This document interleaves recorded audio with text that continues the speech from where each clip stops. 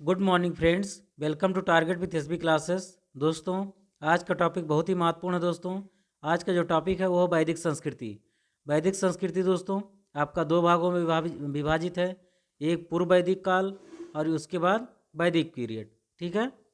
वैदिक संस्कृति दोस्तों आपका जो समय निर्धारित किया गया इसमें 1500 ईसा पूर्व से 600 ईसा पूर्व तक, ये सब क्या आता है? वैदिक संस्कृति के अंतर्गत आता है। तो पहला क्वेश्चन दोस्तों यही है, पूर्व वैदिक या ऋग वैदिक संस्कृति का काल किसे माना जाता है?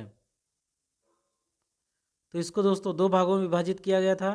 पूर्व वैदिक काल को या ऋग वैदिक संस्कृति को 1500 से 1000 ईसा पूर्व, उसके बाद की स्थिति 1000 ईसा पूर्व से 600 ईसा पूर्व तक, इसके बाद का वैदिक पीरियड माना गया है। ठीक है। अब यहाँ पर क्वेश्चन सेकंड ही दिया गया है, उत्तर वैदिक संस्कृति का काल किसे माना जाता है, ताकि आपके बीच में कोई कन्फ्यूजन ना रहे। यहाँ पे क्या लिखा है? 1500 ईसा पूर्व से 600 ईसा पूर्व तक। ठीक है। यहाँ देखिए, तो 1500 से 1000 तक क्या हो गया? आपका पूर्व वैदिक काल हो गया, और उसके बाद 1000 से लेकर के 600 ईसा पूर्व तक क्या हो गया? आपका उत्तर वैदिक काल हो गया। क्या हो गया? उत्तर वैदिक काल। तो आई होप दोस्तों आप इस चीज़ को समझ पा गए होंगे। ये वीडियो दोस्तों आपका आने वाला, चाहे बिहार शिक्षक भर्ती की बात है, यूपी ट्रिपल एस सी के जरिए कोई एग्ज़ाम करवाया जा रहा है, आर ओ एग्ज़ाम की बात है, या यूपी पुलिस का जो आपका री एग्ज़ाम होने वाला है उसका, या फिर यूपी पीसीएस के लिए, बीपीएससी के लिए, जिस भी एग्ज़ाम में आपका इतिहास से रिलेटेड प्रश्न आता है उन सभी के लिए वीडियो काफ़ी इंपॉर्टेंट है। इसमें दोस्तों हमने एमसीक्यू के रूप में क्वेश्चन को लिया है, ताकि आप अपने आंसर को जांच पाएँ और कमेंट करके हमको ज़रूर बताइएगा कि मेरा कितना प्रश्न इसमें से सही हुआ। दोस्तों, चैनल पर पहली बार विजिट कर रहे हैं तो इसको सब्सक्राइब जरूर कीजिएगा। हर ज़रूरतमंद के पास इस वीडियो को शेयर करने की भी कोशिश कीजिए। क्वेश्चन नंबर 3, आर्य शब्द का शाब्दिक अर्थ क्या है? वीर या योद्धा, श्रेष्ठ या कुलीन, यज्ञकर्ता या पुरोहित, या फिर डी विद्वान। तो आर्य शब्द का शाब्दिक अर्थ है दोस्तों श्रेष्ठ या कुलीन। क्या है? श्रेष्ठ या कुलीन। आर्य का मतलब ही क्या होता है? श्रेष्ठ। ये आपका यूपी पीसीएस 2009 के एग्जाम में आया है, एसएससी के एग्जाम में भी कई बार पूछा गया है। क्वेश्चन नंबर 4, प्रारंभिक आर्यों के बारे में निम्न कथनों में से सही कौन सा नहीं है? क्या है? अब यहाँ पे यही ध्यान देना है कि कौन सा नहीं है। वह संस्कृत बोलने वाले थे, ये तो बात बिल्कुल सही है, संस्कृत बोलते थे। वह घुड़सवारी किया करते थे, ये बात भी सही है। वह कई झुंडों में भारत पहुँचे, ठीक है, यानी कि कई कई ग्रुप में बना करके क्या हुए? भारत आए थे, ये बात भी सही है। एक साथ वे नहीं आए। क्यों नहीं आए? इसके पीछे भी रीजन है, क्योंकि उन्हें आक्रमण का खतरा था कि हम किसी दूसरे देश में जा रहे हैं, हमारे ऊपर अगर हमला हो जाएगा तो हम मारे जाएंगे, और हमारी पूरी की पूरी जो जाति है, समूह है, वो सब क्या होगा? मारा जाएगा। इसलिए क्या हुआ? वो टुकड़ों में आए। ठीक है।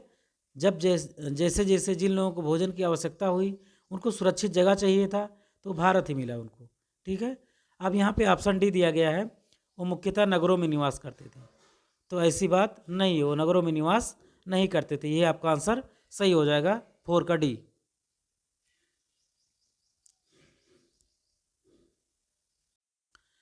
क्वेश्चन नंबर 5, इनमें से किस फसल का ज्ञान वैदिक काल के लोगों को नहीं था? जौ, गेहूं, चावल, या फिर तंबाकू। क्वेश्चन नंबर 5 दोस्तों, जौ के बारे में भी ज्ञान था, गेहूं के बारे में भी, चावल के बारे में भी। चावल के लिए ब्रीह शब्द का इस्तेमाल हुआ, अभी आगे हम क्वेश्चन देखने वाले हैं। लेकिन तंबाकू का ज्ञान उनको नहीं था। ठीक है, तंबाकू का ज्ञान उनको नहीं था। क्वेश्चन नंबर 6, उत्तर वैदिक काल के वेद विरोधी और ब्राह्मण विरोधी धार्मिक अध्यापकों को, क्या लिखा है? जो वेद का विरोध करने वाले थे और ब्राह्मण विरोधी धार्मिक अध्यापकों को किस नाम से जाना जाता था? ठीक है। और कौन कौन से लोग थे जो वेद को विरोध करने वाले थे, ब्राह्मण को विरोध करने वाले थे? तो उन धार्मिक अध्यापकों को किस नाम से जाना जाता था? तो ये जाना जाता दोस्तों सरमण। किस नाम से? सरमण। बहुत इंपॉर्टेंट क्वेश्चन है दोस्तों। क्वेश्चन नंबर 7, वैदिक गणित का महत्वपूर्ण अंग क्या है? शतपथ ब्राह्मण, अथर्ववेद, शुल्ब सूत्र, या फिर छांदोग्य उपनिषद। तो सही आंसर दोस्तों आपका शुल्ब सूत्र। ठीक है, इसमें गणित के बारे में, ज्यामिति के बारे में बहुत सारा वर्णन किया गया है। क्वेश्चन नंबर 8, किस वेद में प्राचीन वैदिक युग की संस्कृति के बारे में सूचना दी गई है? ऋग्वेद, यजुर्वेद, अथर्ववेद और फिर सामवेद। तो सही आंसर हो जाएगा दोस्तों आपका सबसे पुराना वेद कौन सा है? ऋग्वेद है। कौन सा है? ऋग्वेद। क्वेश्चन नंबर 9, निम्नलिखित में से उत्तर वैदिक काल में लिखे गए ग्रंथों का सही क्रम क्या है? यानी कि सबसे पहले क्या लिखा गया? वेद, उसके बाद ब्राह्मण, आरण्यक या फिर उपनिषद, या फिर पहले वेद लिखा गया फिर उपनिषद, ब्राह्मण और फिर आरण्यक। ठीक है, तो इनका क्रम क्या है? इधर उधर हो गया है, आप उसको सही क्रम में बताना है।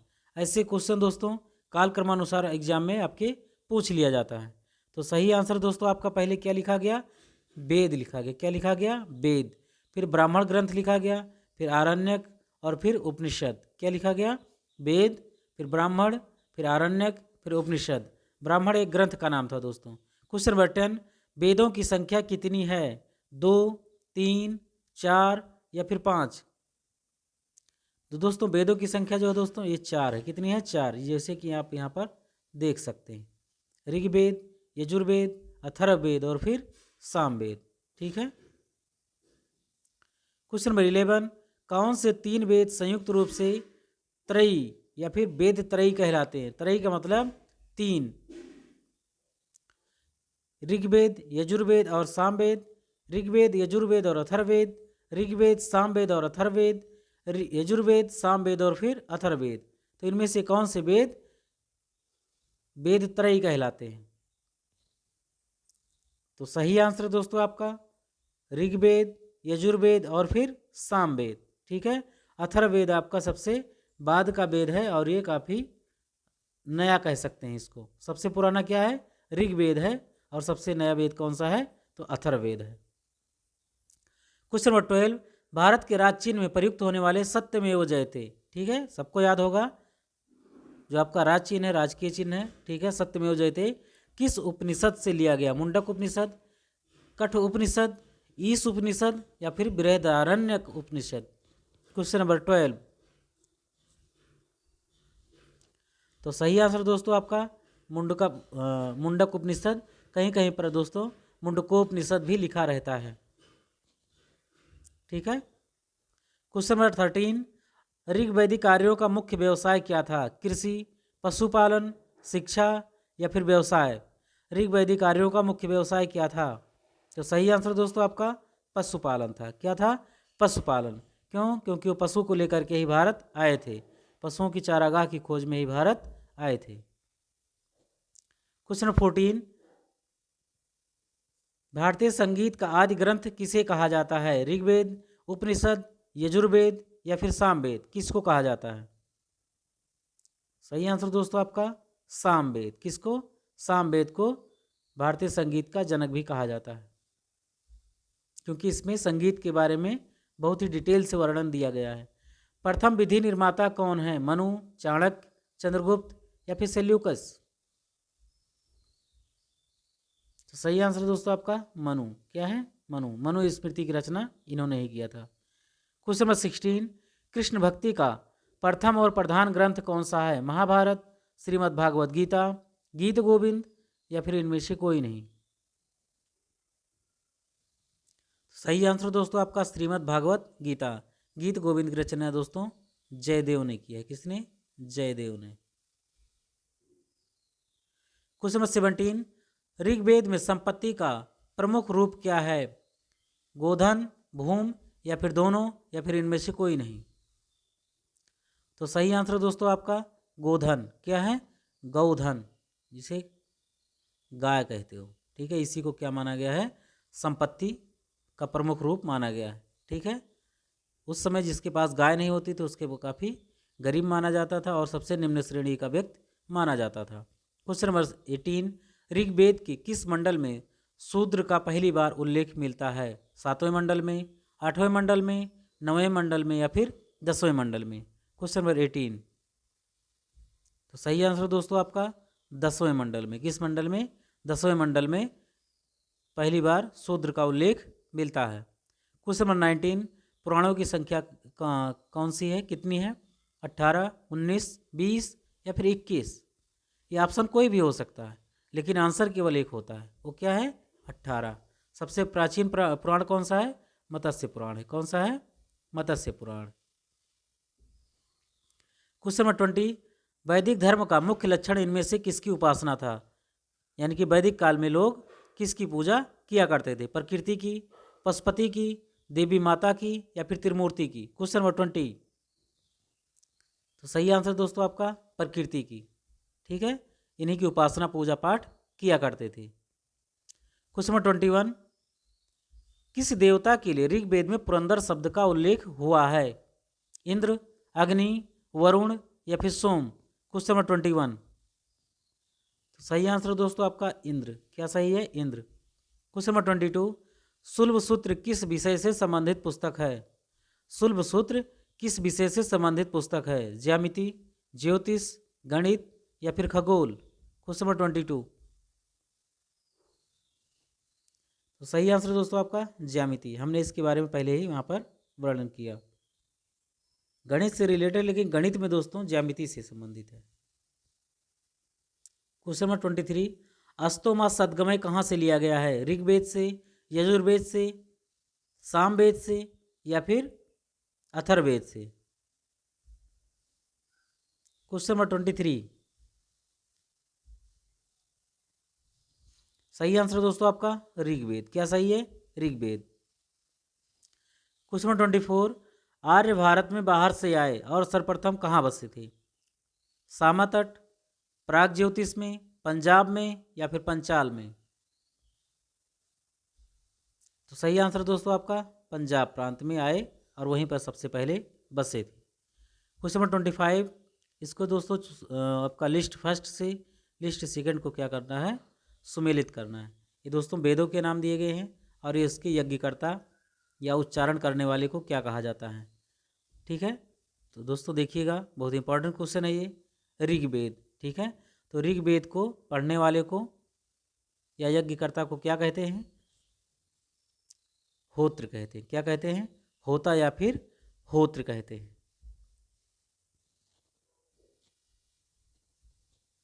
यजुर्वेद को क्या कहते हैं? अर्ध्यु। क्या कहते हैं? अर्ध्यु। अब यहाँ पे देखिए यू आ रहा है, यहाँ पर भी आ रहा है, याद कर लीजिएगा कि ये किससे रिलेटेड है? यजुर्वेद से। ठीक है, सामवेद, उद्गाता या फिर उद्रगात, याद कर लीजिएगा, गागा इसमें आ रहा और किसी में है नहीं। अथर्ववेद, ब्रह्मा, क्या हो जाएगा? ब्रह्मा।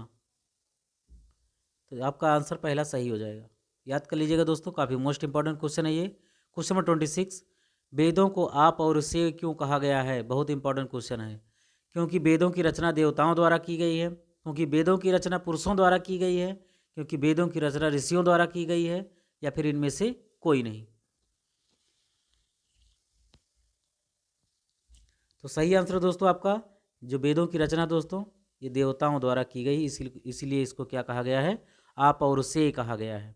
क्वेश्चन नंबर 27, वैशेषिक दर्शन के प्रतिपादक कौन हैं? वैशेषिक दर्शन के प्रतिपादक कौन हैं? कपिल, अक्षपाद गौतम, उलूक कणाद, या फिर पतंजलि? Question number 27। सही आंसर दोस्तों उलूक या फिर कणाद को वैशेषिक दर्शन का प्रतिपादक या संस्थापक कहा गया है। क्वेश्चन नंबर 28, मीमांसा या पूर्व मीमांसा दर्शन के प्रतिपादक कौन हैं? जैमिनी, बादरायण, कपिल, या फिर गौतम? तो सही आंसर दोस्तों आपका क्या सही है? जैमिनी। क्या सही है? जैमिनी। अब यहाँ पर एक चीज़ बता देता हूँ, अभी 29 में पढ़ लीजिए। वेदांत या उत्तर मीमांसा दर्शन के प्रतिपादक कौन हैं? जैमिनी, बादरायण, बुद्ध, या फिर महावीर? अब यहाँ पे देखिएगा ताकि आपका एग्जाम में प्रश्न ना गलत होने पाए। यहाँ पर क्या था? मीमांसा या फिर पूर्व मीमांसा। ठीक है, पूर्व का मतलब क्या होता है? पहले। इसके प्रतिपादक कौन है? जैमिनी। अब वेदांत या फिर उत्तर मीमांसा के प्रतिपादक कौन है? उत्तर का मतलब ही क्या होता है? बाद। क्या होता है? बाद। अब समझ गए होंगे इसका आंसर क्या सही है? बादरायण। क्या सही है? बादरायण। भूलिएगा नहीं। वेदांत अब इसमें भी छिपा हुआ है, वेद का अंत, यानी कि सबसे बाद इसमें मीमांसा या पूर्व मीमांसा, उसके बाद क्या आया? वेदांत, उसके बाद क्या जाएगा? बादरायण। क्वेश्चन नंबर 30, ऋग्वेद का कौन सा मंडल पूर्णतः सोम को समर्पित है? यानी कि सोम देवता को समर्पित है। 7वां मंडल, 8वां मंडल, 9वां मंडल या फिर 10वां मंडल? Question number 30। तो सही आंसर है दोस्तों आपका 9वां मंडल। क्या सही है? 9वां मंडल आपका सही है। Question number 31। प्रसिद्ध 10 राजाओं का युद्ध, जिसे दास राज युद्ध के नाम से भी जाना जाता है, या कहीं कहीं पर दोस्तों 10 राज्य युद्ध के नाम से भी इसका उल्लेख मिलता है, तो ये किस नदी के तट पर लड़ा गया था? गंगा, ब्रह्मपुत्र, कावेरी या फिर परसड़ी? Question number 31। तो सही आंसर दोस्तों आपका परसड़ी। परसड़ी को दोस्तों आधुनिक नाम क्या है? रावी। क्या नाम है? रावी। ठीक है, तो ये 10 राग यानी कि 10 राजाओं का युद्ध जो हुआ था, ये परसड़ी रावी नदी के तट पर लड़ा गया था। धर्मशास्त्रों में भू राजस्व की दर क्या है? 1/3, 1/4, 1/6 या फिर 1/8? तो सही आंसर दोस्तों आपका 1/6। ठीक है। Question number 33। 800 ईसा पूर्व से 600 ईसा पूर्व का काल किस युग से जुड़ा है? ब्राह्मण युग, सूत्र युग, रामायण युग या फिर महाभारत युग? Question number 33। तो सही आंसर दोस्तों आपका 800 ईसा पूर्व से 600 ईसा पूर्व का काल ब्राह्मण युग से जुड़ा हुआ है। किस युग से? ब्राह्मण युग से जुड़ा हुआ है। Question number 34। किस काल में अछूत की अवधारणा स्पष्ट रूप से उदित हुई? ऋग वैदिक काल में, उत्तर वैदिक काल में, उत्तर गुप्त काल में या फिर धर्मशास्त्र काल में? Question number 34। तो सही आंसर दोस्तों आपका ऑप्शन नंबर डी। क्या सही है? Option number D. धर्मशास्त्र के काल में अछूत शब्द का क्या हुआ? इस्तेमाल हुआ, और उस समय क्या हुआ? इसका बहुत ज़्यादा बोलबाला हो गया और फिर क्लियर भी हो गया ये। Question number 35। एशिया माइनर स्थित बोगाजकोई का महत्व क्यों है? वहाँ जो अभिलेख प्राप्त हुए हैं उनमें 4 वैदिक देवताओं इंद्र, वरुण, मित्र, नासत्य का उल्लेख मिलता है, या फिर मध्य एशिया व तिब्बत के बीच एक महत्वपूर्ण व्यापारिक केंद्र था, या फिर वेद के मूल ग्रंथ की रचना यहीं हुई है? Question number 35। इसका सही आंसर दोस्तों, वहाँ जो अभिलेख प्राप्त हुए हैं उनमें 4 वैदिक देवताओं इंद्र, वरुण, मित्र या फिर नासत्य का उल्लेख मिलता है। Question number 36। गायत्री मंत्र देवी सवित्री को संबोधित किस पुस्तक में मिलता है? यानी कि गायत्री मंत्र की रचना किस पुस्तक में की गई है? ऋग्वेद, यजुर्वेद, उपनिषद, भगवद गीता, या आपके जो और 2 वेद हैं सामवेद या फिर अथर्ववेद, इन सब में पूछा जा सकता है ऑप्शन बना करके कि गायत्री मंत्र का उल्लेख, यानी कि जो सूर्य देवता को समर्पित है, सावित्री का मतलब सूर्य देवता को समर्पित है, उसका उल्लेख किस पुस्तक में मिलता है? तो ये आपका है ऋग्वेद। किस में सही है? ऋग्वेद में। Question number 37। न्याय दर्शन को प्रचारित किया था चारवाक, गौतम, कपिल या फिर जैमिनी? कपिल ने दोस्तों किया था सांख्य दर्शन का। किसका? सांख्य दर्शन का। जैमिनी ने बताया किसका? पूर्व मीमांसा का। और न्याय दर्शन के प्रतिपादक कौन है? गौतम है। कौन है? गौतम। चारवाक दोस्तों चारवाक के ही थे। Question number 38। प्राचीन भारत में निष्क से क्या समझा जाता है? स्वर्ण आभूषण, तांबे के सिक्के, गायें या फिर चांदी के सिक्के? तो सही आंसर दोस्तों आपका स्वर्ण आभूषण। स्वर्ण आभूषण को निष्क के नाम से जाना जाता था। योग दर्शन के प्रतिपादक कौन है? पतंजलि, गौतम, जैमिनी या फिर शंकराचार्य? ये क्वेश्चन तो दोस्तों किसी को नहीं भूलना चाहिए। पतंजलि जो बाबा रामदेव के गुरु थे, गुरु हैं, ठीक है। पतंजलि उनकी कंपनी का भी नाम है। और जो बाबा रामदेव हैं, ठीक है, वो योग के क्या हैं? बहुत बड़े मानने वाले हैं, लागू करने वाले हैं, योग करवाते भी हैं लोगों से। तो इस क्वेश्चन को आपको कभी नहीं भूलना चाहिए। आप किसी भी तरीके याद कर लीजिएगा रिलेट करके।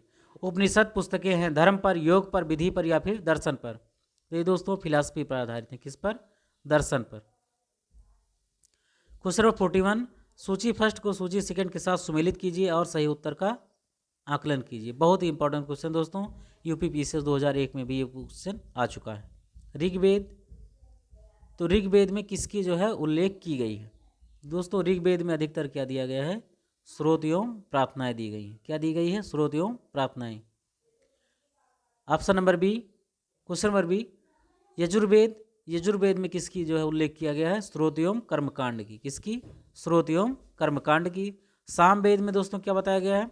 संगीत में स्रोत, ठीक है। और अथर्ववेद में तंत्र मंत्र एवं वशीकरण, जादू टोना, इस सब में इसी का उल्लेख किया गया है, ठीक है। तो आपका जो ऑप्शन मिल रहा है दोस्तों, ये आपका ऑप्शन नंबर ये इसमें सही है। क्वेश्चन नंबर 42, आरंभिक वैदिक साहित्य में सर्वाधिक वर्णित नदी कौन सी है? सिंधु नदी, सतुद्री, सतुद्री को दोस्तों सतलुज के नाम से जाना जाता है।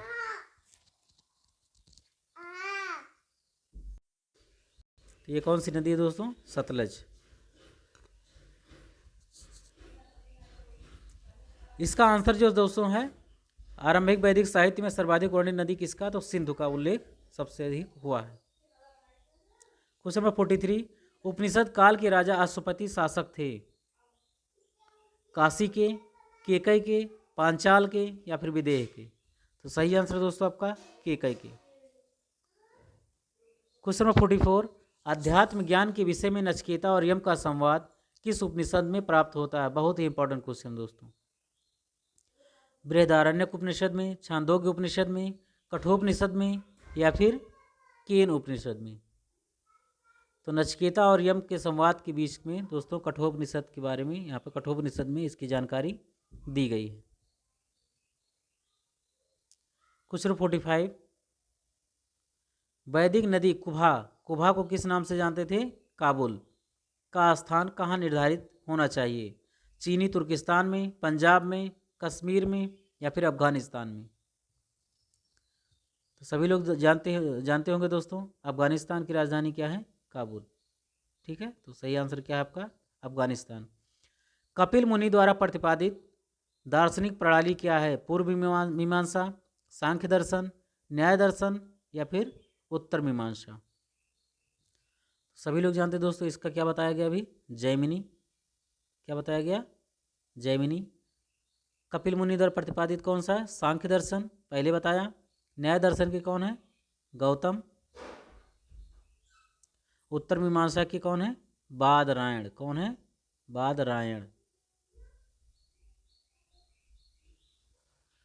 क्वेश्चन नंबर 47, भारत के किस स्थल की खुदाई से लौह धातु के प्रचलन के प्राचीनतम प्रमाण मिले हैं? तक्षशिला, अतरंजी खेड़ा, कौशाम्बी या फिर हस्तिनापुर? तो सही आंसर दोस्तों आपका अतरंजी खेड़ा, ठीक है। यहाँ से आपके लौह धातु के प्रमाण मिले हैं। क्वेश्चन नंबर 48, निम्नलिखित में से किसका संकलन ऋग्वेद पर आधारित है? यानी किसकी रचना ऋग्वेद पर आधारित है? यजुर्वेद, सामवेद या फिर अथर्ववेद या फिर इनमें से कोई नहीं? तो सही आंसर दोस्तों आपका सामवेद। किस पर? सामवेद। ये ऋग्वेद के ही पार्ट है।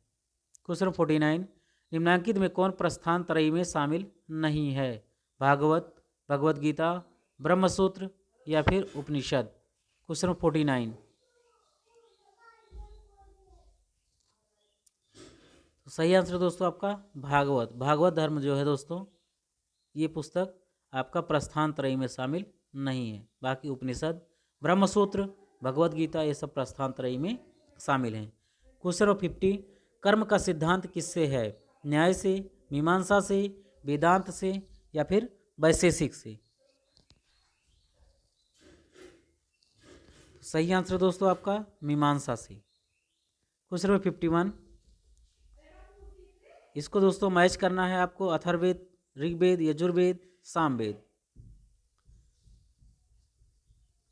तो सभी जानते हैं दोस्तों, सामवेद में किसका उल्लेख किया गया है? संगीत का। अच्छे तरीके से जानते हैं सभी लोग। अथर्ववेद में दोस्तों औषधियों से संबंधित दिया गया है।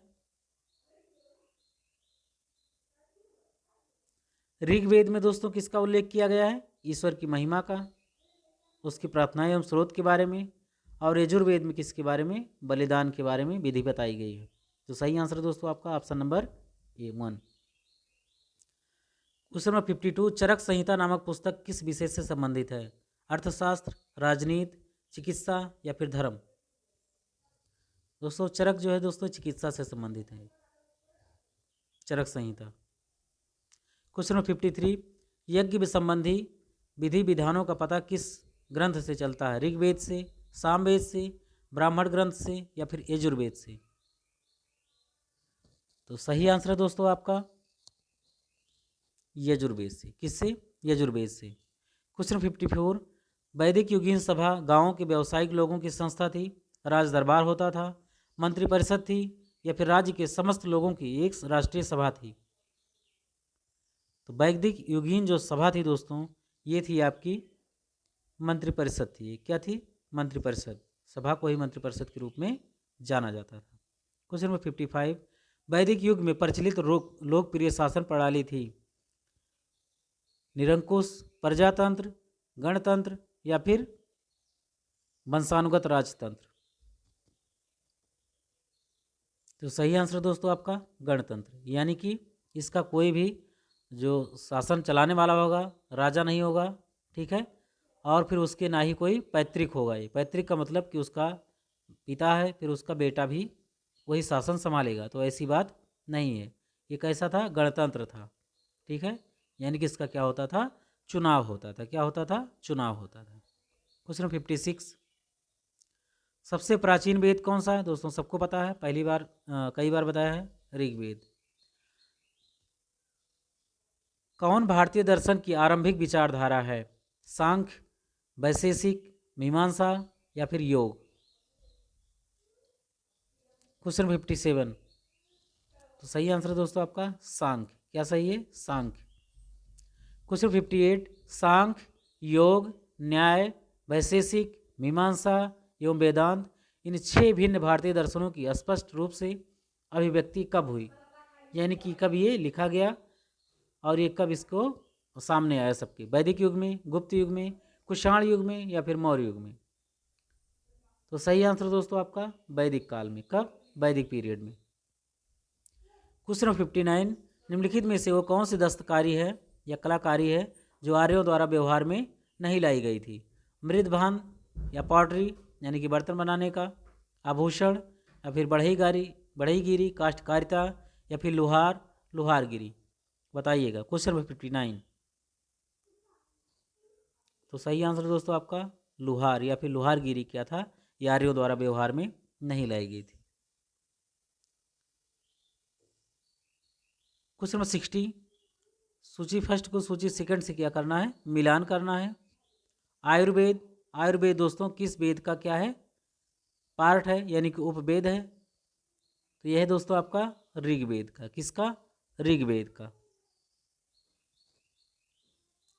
धनुर्वेद, तो ये किसके बारे में है? यजुर्वेद के बारे में। गंधर्व वेद, ये है दोस्तों आपका सामवेद। और फिर शिल्प वेद या फिर अर्थशास्त्र किससे संबंधित है? अथर्ववेद से। किससे? अथर्ववेद से। शिल्प का मतलब होता है कोई चीज बनाना या उसका क्या है? कोई नक्शा बना देना, कलाकारिता, जैसे बढ़ईगिरी वगैरह हो गया। तो दोस्तों इसमें क्वेश्चन 60 तक ही रखते हैं, ठीक है। इसके बाद आने वाले इसको पार्ट 2 में हम ले लेंगे क्योंकि वीडियो काफ़ी बड़ा हो जाएगा। दोस्तों वीडियो पसंद आया होगा तो लाइक ज़रूर कीजिएगा, सब्सक्राइब कीजिएगा चैनल को, और हर ज़रूरतमंद के पास इस वीडियो को शेयर भी कीजिए। मिलते हैं दोस्तों नेक्स्ट वीडियो में बहुत जल्द। Thanks for watching. जय हिंद।